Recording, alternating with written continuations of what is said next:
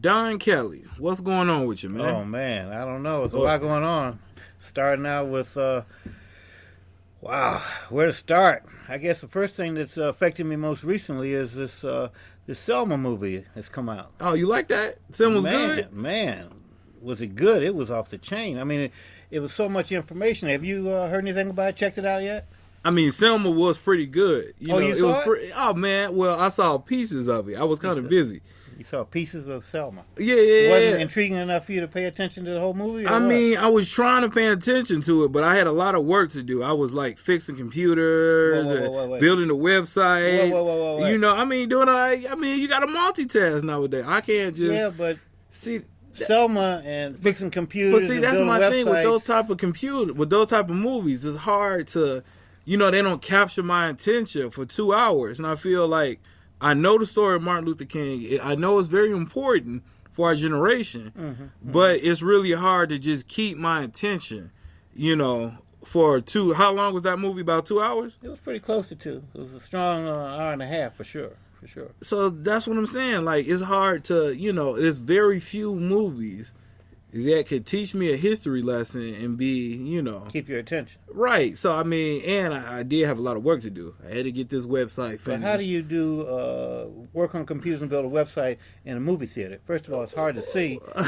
Computer, don't you? Whoa, I mean, you need flashlights and you're using trying small to get tools me in trouble. Wait a minute. No, it just sounds like maybe...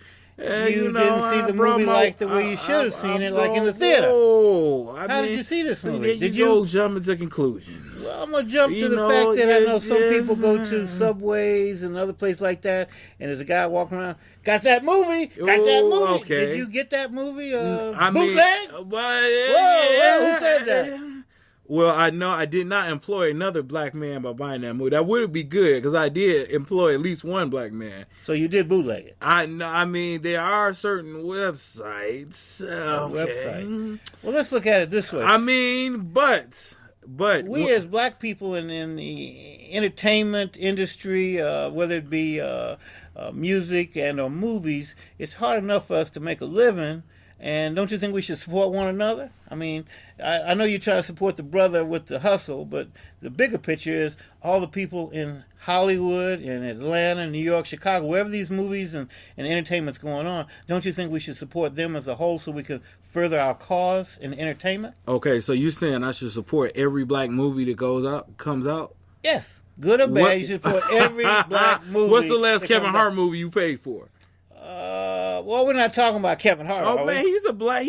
Oh yeah, he is black. So what black. I mean, and paid for. How do you designate paid for? Okay. I bartered for it. Okay. Well, then there you go. I bartered for Selma. I mean, yeah. Well, I don't know if we're gonna go with your barter. Okay. Did you see his latest movie? Kevin Hart's movie? Yeah. I saw Top 5. No, I'm talking about Wigs and Wigs. Wigs and Wigs. Yeah, it just came out yesterday. That sounds pretty made up to me. Made up? Man, it was just out yesterday. You're not keeping up with what's coming out? You mean Wedding Ringer? No, it's wigs. He's got on a blonde wig, and the other character has on a red wig. See, there you go. And there's some high heels involved. I don't give away the movie. I want people to go pay to see this movie. I don't think that's a real cat. I think you are throwing my boy Kevin Hart under the bus. That doesn't. Well, that's Kevin Hart wouldn't wear no dress. Goes. He would. You saying he's cross-dressing now? No, but Flip Wilson did it back in the day. Well, that was back in the day. So you can do it then, but not today? Exactly. Oh. It's a triple standard. Quadruple standard. Right. Just like I got to support every black movie that ever comes through. Power to the black movie makers. Martin Luther King is very important, but very important. My thing is with those type of Tyler Perry movies, those type of Oprah movies,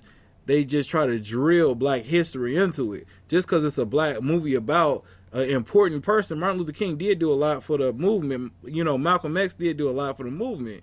But just because you make a movie about him, I don't have to go and see that. Or I don't have to go and like it. We judge movies and review them all the time. But I think those type of movies don't get a fair review. And I will tell you, that Selma was all right from what I saw. But I was busy. I really didn't see it. You watched the whole thing. You saying it's good. Well, I hope that now that we're discussing this, you'll take another look at it and go pay for it. Okay. Pay for it at the theater. Or buy a DVD. Oh, that's true. Or even go down to Selma on the anniversary of the march on March the 8th of 2015. It'll be an anniversary Well, you know highlighted. what? We'll go down there and shoot it. You'll get some, you want to do videos? Or Yes. You get some videos, I'll get some pictures of that. Okay. That'll be on the blog, and we'll do those pictures. Always follow us on Instagram, too, so you can, see what we working on, what we got going on. Okay. So, I mean, like, what other movies has there been? Because, I mean, I can't tell you if Selma was good or bad. I have an incomplete review. Incomplete. Right. But you will give us an update when you... yes, I will. When I... Do what you know. When you do the right thing. Speaking of do the right thing. Yeah. Yes, there were some movies like that I think that was a pretty good movie, you know. That was it was all right, you know, but what would you say, top 5? What are your top 5 movies that actually did something for the black community? I'm 45. You want to say your name or you want to be anonymous? I'm Raouf Salim. That's who I am. Top 5 movies that influenced black folks some kind of way. And number 5, to me, it's more not just a film, it's a battery of films by Spike Lee. Spike Lee started out, when I saw his first films, She's Gotta Have It, it inspired me to get into the business. I thought that he was like me. He was just an inner city guy, made his first film. It was all in black and white, made his own money. I thought that was phenomenal, and it started me on the journey to make my own stuff. And that's number 5, all right?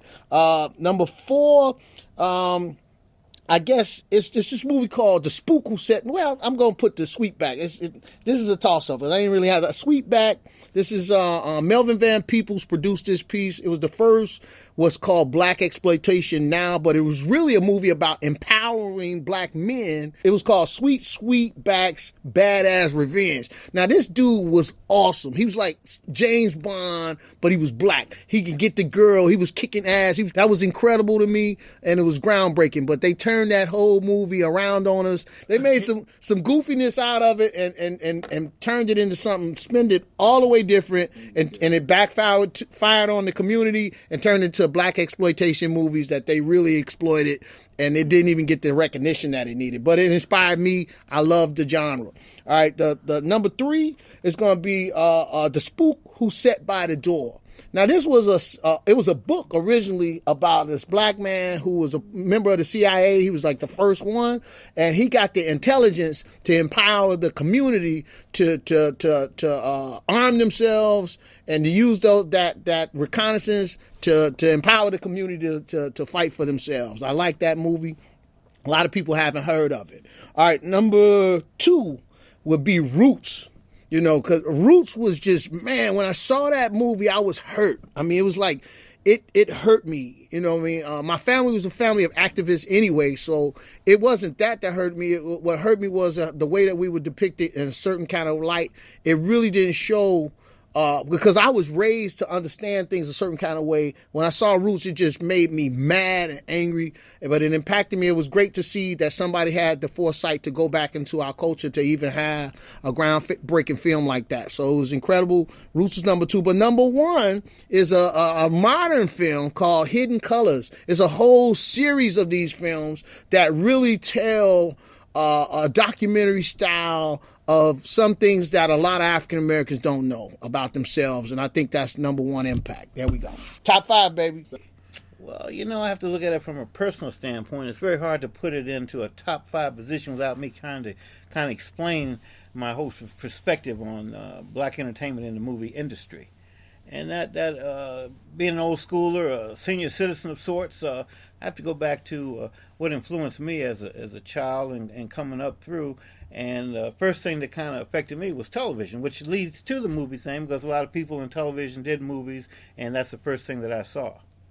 So if I say television, that's one thing, but we'll talk about the movies. Just movies, yeah. And from the movie standpoint, I have to say that I was looking from the entertainment standpoint first, because that's what I have to look at based on my what my you gonna background. say, Blade or something? I mean, The Matrix was entertaining. I mean, all no, we true. saying that helped I'm trying to explain to you where I'm coming from. Shapes you as a black man. From my standpoint. Well, let's get into it. What would you think?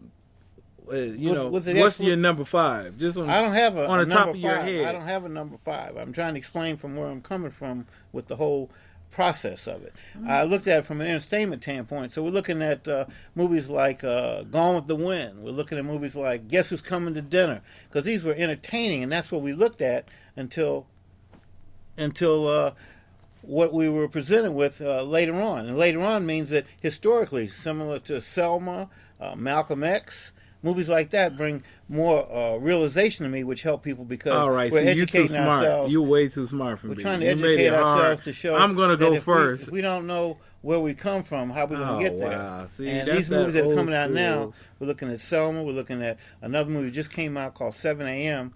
And even Roots. If you look at those type of movies, they give us an educational base to. So that's your enjoy. list? Yes, yes. All right, say it again. What's the list? Well, most recently I would put in Selma, 7 a.m. Okay, why would you Roots. why would you put in why would you put in Selma? Selma because of the historical perspective that it tells us more about what we aren't able to learn through the And you're school not going to system. put it in any particular order. These are just These are ones that I'm just spitting out because they're okay. So influencing you me didn't right follow now. the rules, but you know, I'm following yeah. the rules that I have. Oh. These are movies that influence me that I'm trying to share with other people. Dual so they can accepted. be. I see. You're not gonna follow the directions. All right. Well, why would you say the other movies that you? What's the? Which other ones are you referring to? The other movies that you like. You said Selma. Then you said some 4 other movies. I said Selma. Okay, that was I one. said 7 a.m. That was 2. I said Why do you Roots. pick I said 7 a.m., Roots. sir? What is 7 a.m.? Well, the 3 movies I'm mentioning. We all in wanted the to same- keep it this segment under 3 minutes, but I'm going to extend it. We had 2 So it's minutes. still under 3 minutes. Well, we had 2 minutes and 30 seconds. Well, if you and I give me don't a know why chance you to- pick. to Well, you talk, well, I can tell you, Well, I'll if cover you it. talk a little faster, and if we stick to the outline that we have of the top 5, we could do it. Like let me say, like for example, my number 5 is Lean on Me.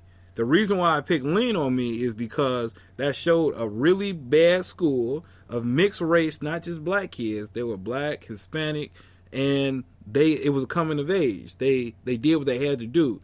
They showed they were products of their environment, and then they got better. My number 4 will be Ali, simply because a lot of people didn't know the story of Ali. They just thought he was a boxer. They didn't know everything else that he went through. They didn't understand the racism. They didn't understand him having to go to war.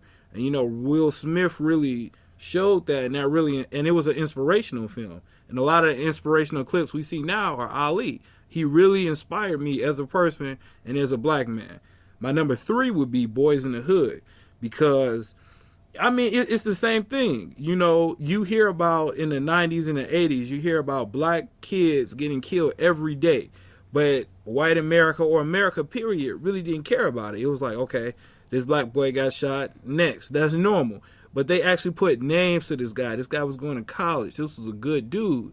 Just because he lived in the ghetto doesn't make him a bad person. And, it was a drive-by, and he was an innocent victim. My number 2 would be Eddie Murphy. All Eddie Murphy, like from mid-'80s to mid-'90s. All the movies he did, from Coming to America to Life to all of that, because he didn't just do like Tyler Perry movies. He was a normal person in society. He functioned. He said jokes. If he was a lawyer, but he was still cool. He was still down to earth. He still had swagger. Coming to America, he was a king, but he was relatable. He was relatable as a black. He was a human being. He was a man first. A lot of these black movies now, they try to overemphasize, you're a doctor and I'm a lawyer, or I'm this and I'm above you. That's why people might not support Bill Cosby now, because he came off like that during the 90s of people. He alienated a lot of people. Eddie Murphy was that cool dude. He was still a professional, got his work done, but he was cool. Malcolm X is my number 1 movie. That, man, because he went from me, from the streets, from the hood, from all of that, and he made something in his life. Now, whether he did it with religion or what he did, he changed his life around. That's all that matters. And he inspired countries. And, the way they killed him, and, they showed his whole life and how he started really young and immature, found Elijah Muhammad. Then even in his life, how he matured, and, he said a lot of hateful things when he was younger, but they actually showed him, growing up. So to me, that's my top 5. So that's kind of how I wanted to format it, Don. You know, this is you heard the other guy give his top 5. You know, I gave my top 5, but you know it's all good, man. You know, Don, we'll get you where you need to go. You know, I appreciate that. It's all good. We'll keep you on track. And see, we're exactly at 6 minutes now. So bam, well, I hit that on there. 3 minutes for me, 3 minutes for you. All right, but some honorable mentions. You know, I was gonna put The Wiz on there with Michael Jackson because to me, I would say he made what was that a remake of? What is that? A Wizard of Oz? Yes. Right. That showed us we can make our own movies. You know, they had their movies. We can make movies just as good, and we can give it our spin and our soul. You know. This is true. Wizard of Oz, I believe it had Diana Ross in there. She was instrumental in that movie as well. So, yes, there are a lot of movies that can be remade with our spin on it that will show a positive influence on how we are projected in real life. Right, because normally it's the other way around. They're remaking stuff that we made first, and then they're doing it. Yeah. Do support and I do support Cameron Hart as a comedian. You know, I would say he might not be the funniest, but he is representing. Like when you look at Jewish people, they support Jewish people. They go to Jewish businesses. Chinese people do business with Chinese people. So with blacks, you know, or African Americans, I think that sometimes we do have to support our people. And it might not be the best Kevin Hart movie in the world, but nevertheless, right? Sometimes, you know, I try to as much as I can. Some movies I can't. Did I go see the Wedding Ringer? No, I didn't. But you Ride know, Along, you see that one? Oh yeah, No. I saw Ride. Did you see Ride Along? Yes, I did. You think it was funny? Yes, it was. Yeah, it was parts. Quite amusing You know? in parts. You know, but that's just the politics of movies and Without stuff a like doubt. that. Speaking of politics, wasn't that a great segue? You like that segue? Not too shabby. It was all right. Not too shabby. It wasn't all that good, but it was pretty good. But it works out for our purpose because, politically speaking, we were politically involved just yesterday. We were over at the Trinity United Church of Christ, and they had a candidates forum for the mayors and the aldermanic candidates for 2015. And I thought it was quite interesting. Some things that a lot of people may not know about, they brought out so they'll be more informed to vote for the right candidate. Yeah, they had aldermans there. They had the mayor. I wish they would have had the mayor in office now. Oh, I think he's a little gun shy about coming out now. I didn't know that. I did not know. Yeah.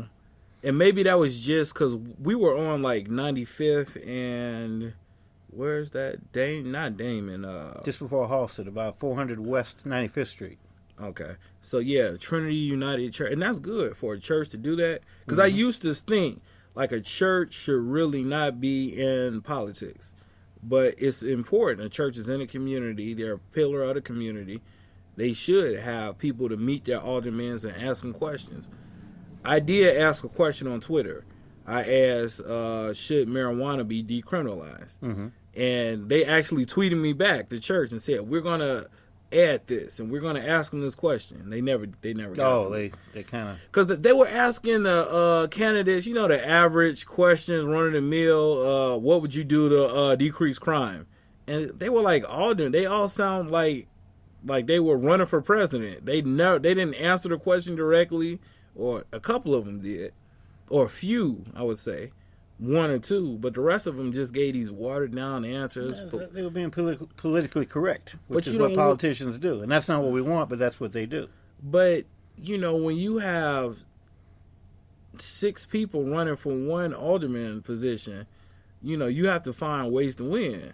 So if it was me, I would go for the jugular. Yeah. Now, there was one guy, to me, and I don't even know his name. Uh-oh.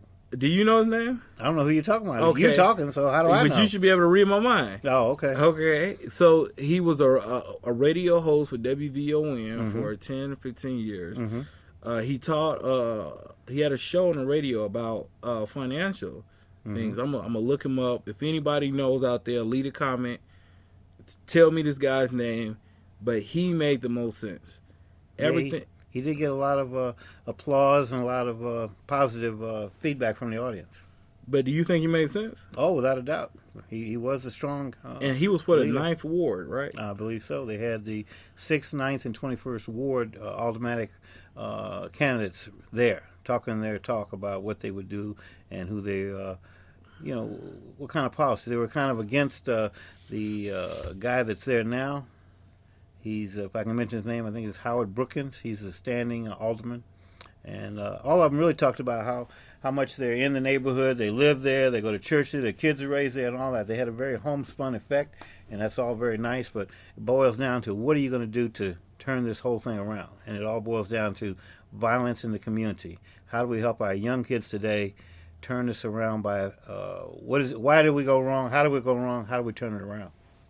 Right. Sometimes the best solution is to admit that there's a problem and then, start from there. Right. And address that problem.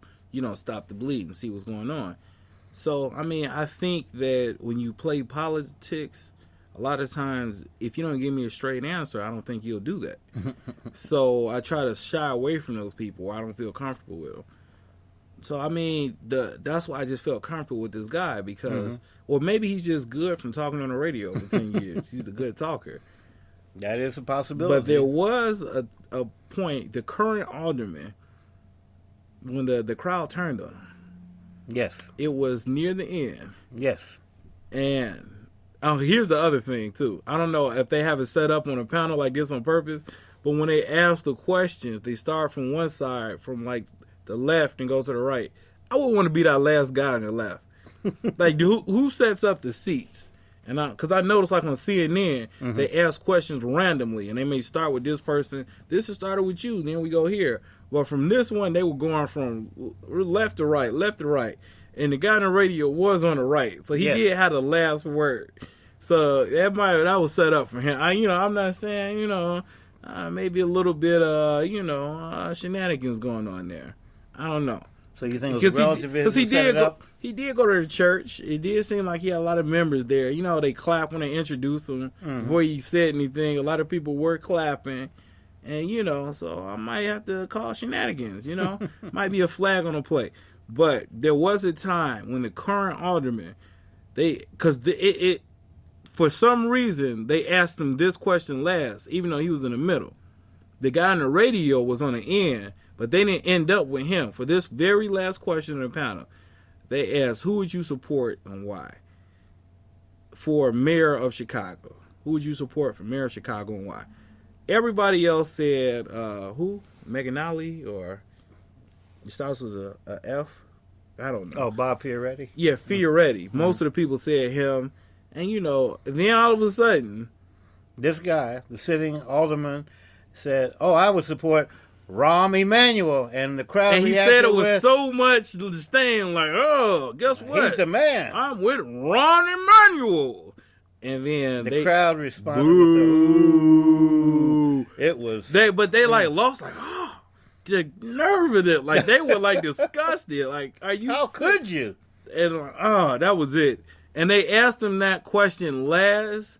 And he's the only one. I think, there's a little bit of trickery going on. Just a little tiny little bit of trickery going on in there. He fell right into it. And he fell right into that trap. But see, my thing is, but that's their ward, though. Their ward is that 9th district.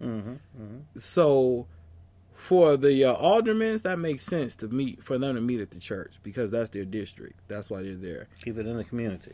Keep it right there. In the seat. For mayors, that's a little bit tricky, too.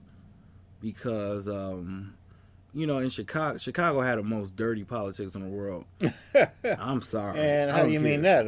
How far back are you looking? When not the world, because China's got some pretty inky stuff going on. Those emperors had a right, and for a then while. Florida's pretty dirty too. Now that I think, something with the Bush people. I did not say that. Bruce does not necessarily agree with the views of Donald Kelly. That's I'm not saying I admit nor deny, agree nor disagree. But you were after that Sarah Palin woman. What's her name? What's her name?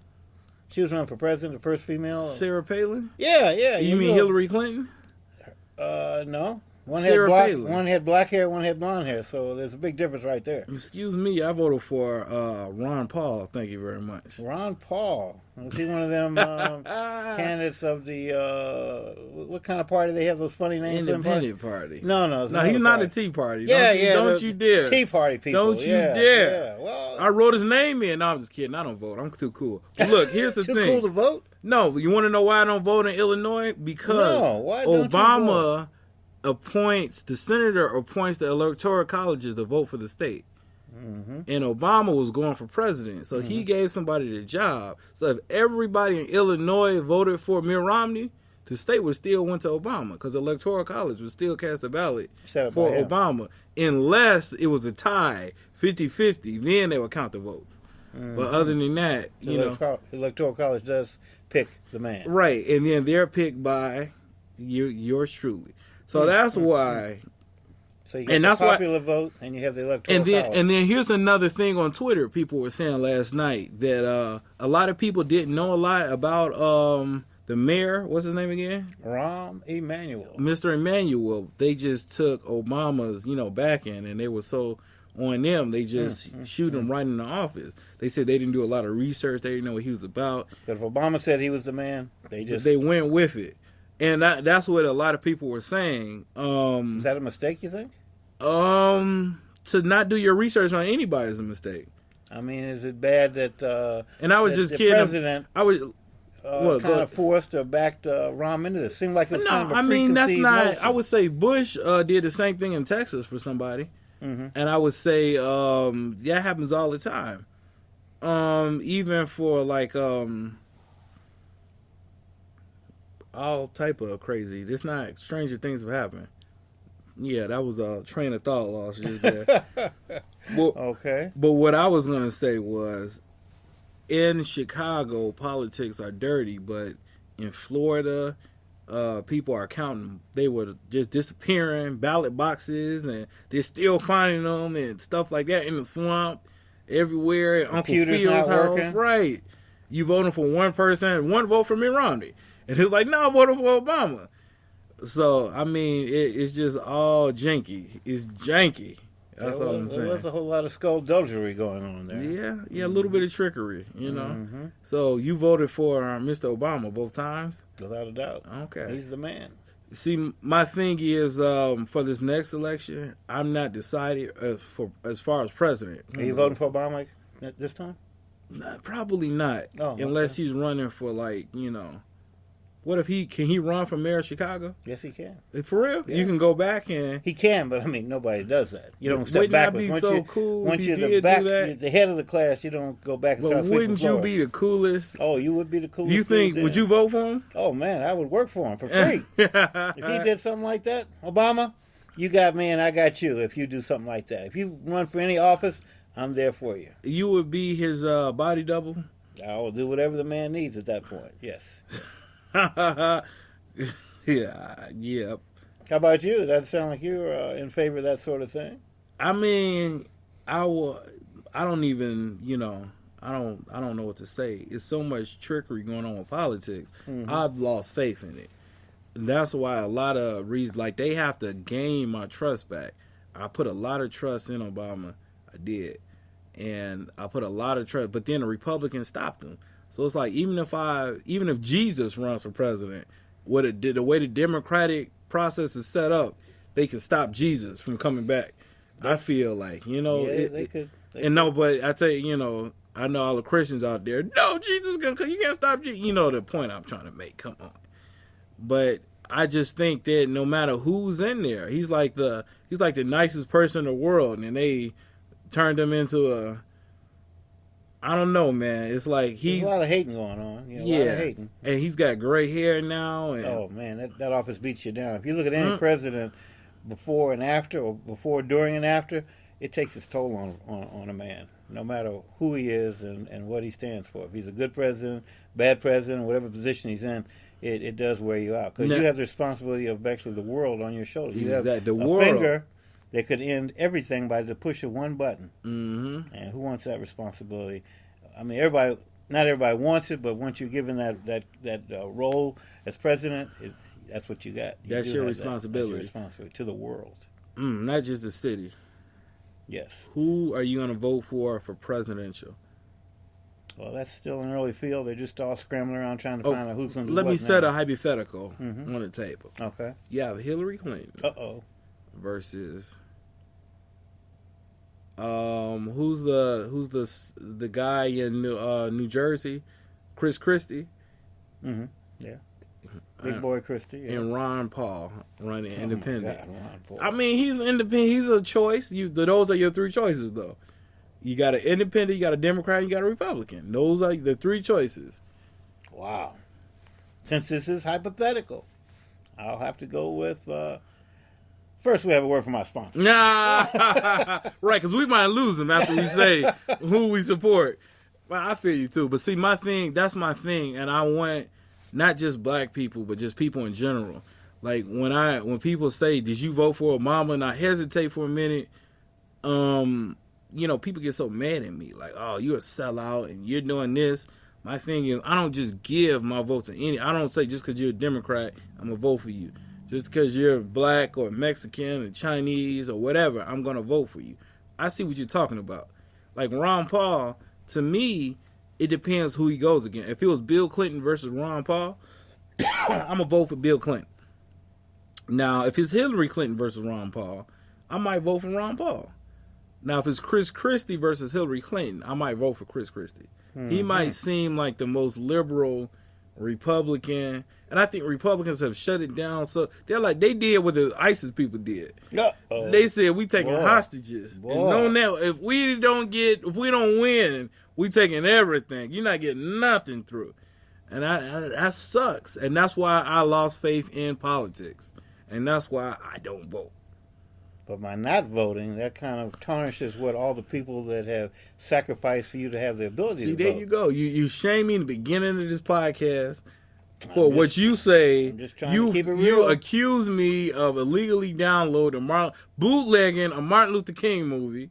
You told my grandma. She's already mad at me. I'm going to get a whooping when I get home now. As you should. Thanks to you. Right. There's no evidence. I'm guilty until proven otherwise. Well, the words came out of your mouth. I didn't put them there. You said you saw the sword, you were doing this, you were doing that. Man, and anybody listening to that would be able to say, that's not saying I did. Did he see the movie? How do you know I didn't go to the Actors Screen Award Guild? How do you know I'm not part of the Screen Guild? I'm a SAG member. Really? I said. How much are your dues? I said, okay, my dues are $3,600 a year. Okay. Like that. What year was that? I don't know. Yeah, it wasn't this past year because it's going up from there. But anyway, we digress. Did you get butter popcorn in the movie? No. Mm-hmm. You know that's a lie. You know. Don knew. Wasn't at the if movie I didn't go to the movie, he didn't get any butter popcorn. You know that was not a movie. Now I'm glad I got you because you was mad at me for a while. With the top, and then even with the top 5, you was a little bit upset with me there too. Just trying to give you reasons for things happening, and you didn't quite get that, but that's okay. It still is a reason for everything, and that was a reason for that. All right, but for Mayor of Chicago, I might have to go with Jesus. You like Jesus, huh? I like Jesus because when Jesus was in church yesterday. He was. Jesus, Chewy Garcia is running, Latino candidate running for mayor of Chicago. And he did have a tie-in with our beloved Harold Washington, based on some of the history that he gave And us. he said he's going to get rid of all those red light cameras. That's right, as they should. We'll see. If he don't, I'm going to get him out. Red light cameras was one of the issues on the table that a lot of people talked about. Pros and cons, and the most recent con is that they're actually causing more accidents than saving because of all the rear ends. People see that and they freeze, right? And they stop, and then bam, what do you have? A little. And then who's at fault for that? For a rear end, the guy in the back. So that kind of makes two people mad: the guy who got hit and the guy who hit the guy, because he's the one that gets the ticket and the charge on his insurance, which costs him money across the board. So it does. It raises our rates. Yeah, it's an ugly situation. Ugly. But that was a good show, man. Don't you think we did pretty good? We did. We're getting better with each one, and we're going to be the best if we keep going. And here we go. All right. We're rolling. Okay, this is episode another. No, I'm just kidding. All right, guys. We're over and out. Until the next time we're out and about. All right, all right.